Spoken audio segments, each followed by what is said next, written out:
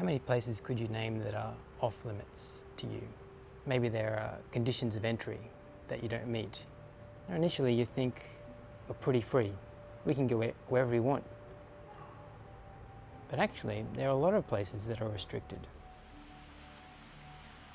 There are some places that are fairly obvious that they're out of bounds, off limits to us. But there's other places, other spaces that are more subtle in who they allow to enter and who they restrict. I mean, if you didn't have a smartphone today, it's going to be pretty hard to get into a lot of places where you've got to check in all the time. And then you think ahead to things like vaccination passports. That's going to exclude people. One question you could ask is, how far would you be willing to go to get into a certain place? I guess it would depend on how important it was that you get into that place and how good it was. I'm not allowed into the offices up here. And while it may be fun to check out the view, probably not worth getting caught trying to sneak in a lift.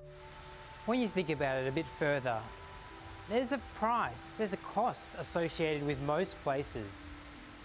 Like to go to a stadium to watch a football game, you've got to purchase a ticket. To go to a concert. Even at a simpler level, if you wanted to go and see a view on top of a mountain, you've got to pay the cost of the effort to get to the top. Even your own home, you've got to buy or rent to live there. There's a cost associated with most places worth being, worth getting to. The cost of travel, of petrol. Not many places we can go that don't cost us something. And the better places of life, the most exciting places, usually cost more.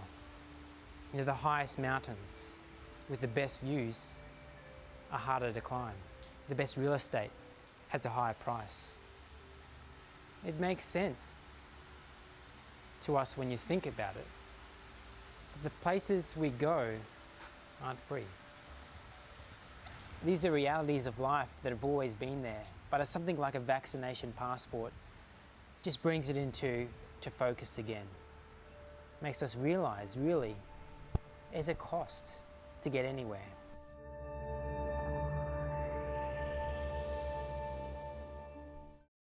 All right, welcome. Thanks for joining me live at lunch. A cost to get anywhere. Would you agree? How's your lunch going today? This soup from a can, not too bad, very quick and easy, which is what I was going for today. Now, we are looking today about places, and the cost of getting into them. The best place. What are the best places? And what would be the cost of getting in to that place? Where's a place that you would really want to go? Now, today, talking about a pretty good place, I think, maybe the best place, and that is into God's presence. What would be the cost of getting into a room with God? Now, we've been looking at the Bible as an overview, not every single verse, but sort of just picking out the big topics and main themes throughout the course of these Wednesday videos. And today we land ourselves in Leviticus and we see the answer to this question. So let's have a look. We're going to look at the offering, the sacrifice, the cost of getting into God's presence. So we're not going to look at every single verse, but Leviticus 9 if you'd like to look at that later. After the ordination ceremony, on the 8th day, Moses called together Aaron and his sons and elders of Israel. He said to Aaron, "Take a young bull for a sin offering and a ram for a burnt offering, both without defects, and present them to the Lord. Tell the Israelites, take a male goat for a sin offering, and take a calf and a lamb, both a year old, without defects, for a burnt offering. Also take a bull and a ram for a peace offering, and flour moistened with olive oil for a grain offering. Present these offerings to the Lord, because the Lord will appear to you today. So what do we notice about these offerings? Well, we notice that they need to be perfect, without defect. We also noticed that this is what has to be done. These are the preparations in order for God to appear to them, for them to experience God's presence. Now, these offerings here we see are sin offerings that to purify the people from the sin inside. And the other thing I can see here is there's a very clear, precise way for this to be done, and this is set out by God. We'll get to that later. So the people presented these things at the entrance of the tabernacle, just as Moses had commanded. And the whole community came forward and stood before the Lord. And Moses said, "This is what the Lord has commanded you to do, so that the glory of the Lord may appear to you." Then Moses said to Aaron, "Come to the altar and sacrifice your sin offerings and burnt offering to purify yourself and the people, to purify yourself and the people.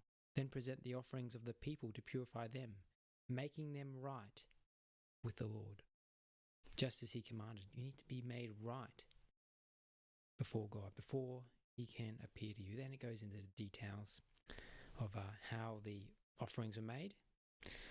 You can read that if you would like. Then Aaron presented the offerings of the people. Again, the details of that, continuing their rather gory, but all as God commanded. After that, Aaron raised his hands towards the people and blessed them. Then after presenting the sin offering and the burnt offering and the peace offering, he stepped down from the altar. Then Moses and Aaron went into the tabernacle, and when they came back out, they blessed the people again, and the glory of the Lord appeared to the whole community. Fire blazed forth from the Lord's presence and consumed the burnt offering and the fat on the altar. When the people saw this, they shouted with joy and fell face down on the ground.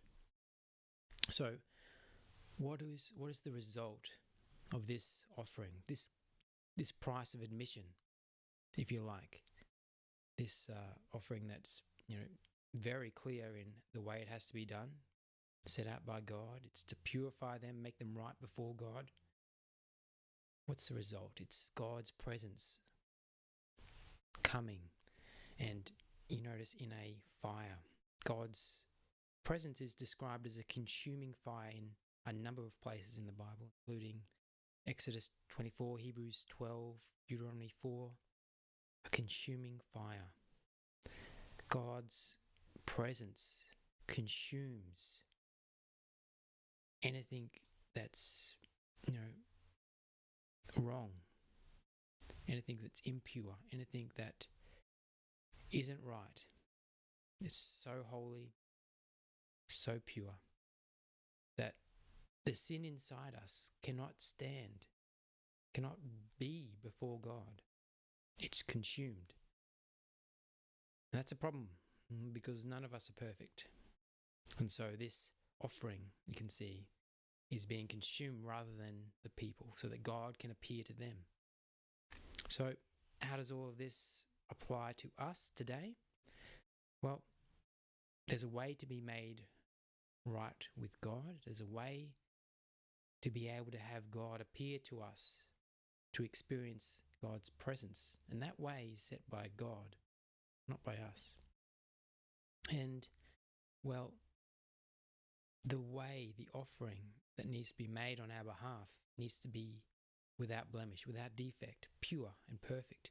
And those animals, they weren't actually like that.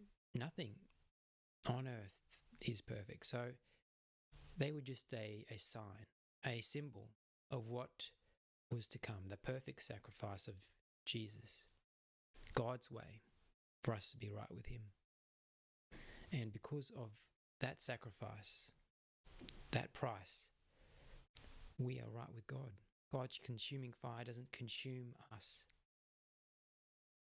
because of the sacrifice of Jesus. And what is the result? You see great joy. The people of Israel felt great joy when they felt God's presence with them, but also awe and reverence before the Almighty God. So, is that the best place to be? God's presence? Well, if you think so, if you think that it is worth the price of admission, we're thankful. We're thankful that Jesus paid that price for us. Thanks for joining us today. I'd love to hear your thoughts in the comments later on. Any questions, happy to answer them as well. And, stay out of those restricted areas and make sure you follow the rules and keep out of trouble. See you later.